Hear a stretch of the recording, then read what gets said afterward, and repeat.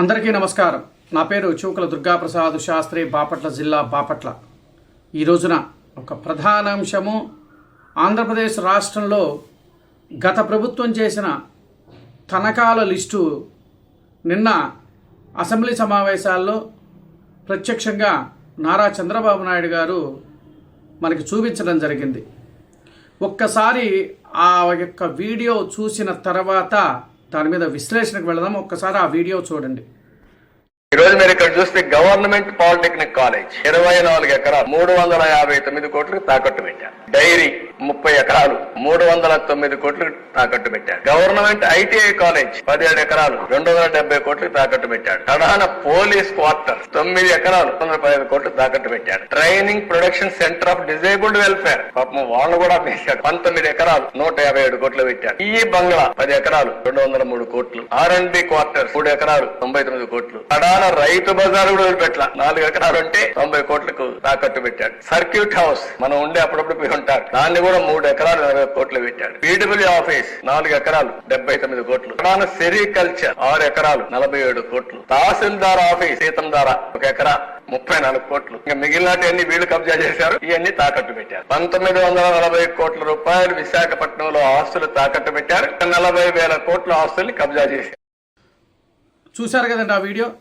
వైజాగ్లో అంటే విశాఖపట్నంలో సుమారుగా 2,000 కోట్ల రూపాయలు విలువ చేస్తే ప్రభుత్వ ఆస్తు భూముల్ని తాకట్టు పెట్టి ఇతని యొక్క నైజం ఎక్కడ బయటపడుతుందో అని మాట్లాడితే వైజాగ్న పరిపాలనా రాజధాని చేస్తారని చెప్పని మాట్లాడుకుంటూ వెళ్తూ ఉన్నాడు.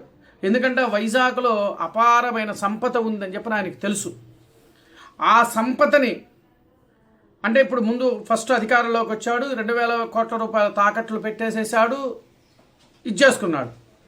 మరలా రెండోసారి మనం మళ్ళా గెలిస్తే అక్కడ పరిపాలన విభాగం మొదలు పెడితే అక్కడ ఉన్న ఇంకా చిన్న చితక మొత్తం కూడా తాకట్టు పెట్టేసేసి ఆంధ్రప్రదేశ్ రాష్ట్రాన్ని సర్వనాశనం చేయడం కోసం కంకణం కట్టుకున్నాడే తప్ప రాష్ట్ర ప్రయోజనాల దృష్ట్యా రాష్ట్ర ప్రజలను ఉద్ధరించాలి, లేదంటే రాష్ట్ర అభివృద్ధికి తోడ్పడాలని కాకుండా తన స్వలాభాల కోసం, తన స్వలాభాలంటే ఎవరు, తన మంత్రులు, తన ఎమ్మెల్యేలు, వీళ్ళు బాగుపడడం కోసం చేసుకున్న ఎత్తుగడ డ్రామాతో చేసిన చిత్తుగా ఓడిపోయిన వైఎస్ జగన్మోహన్ రెడ్డి ఈ రోజున పాటుపడుతున్నాడు. నాకు ప్రతిపక్ష హోదా కావాలి, ఎందుకంటే 11 సీట్లు వచ్చేటప్పుడు మొహం జల్లట్లా.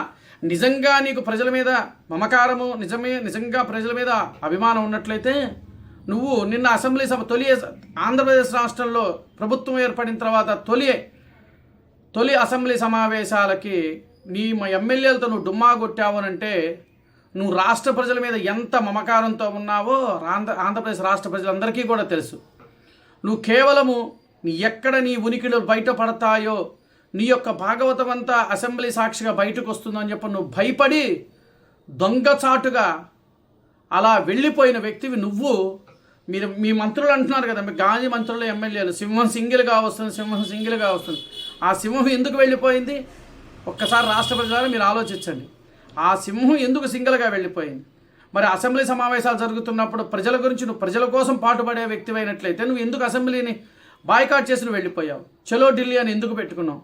అంటే ఈ రాష్ట్ర ప్రజలు మళ్ళా మోసపూరితమైన మాటలు చెప్పటం కోసము గతంలో చేసింది అదేను, ఇప్పుడు చేస్తుంది అదేను. రాష్ట్ర ప్రజలారా మీరు ఆలోచించండి, ఇది నేను చెప్పింది అవునా కాదా అని.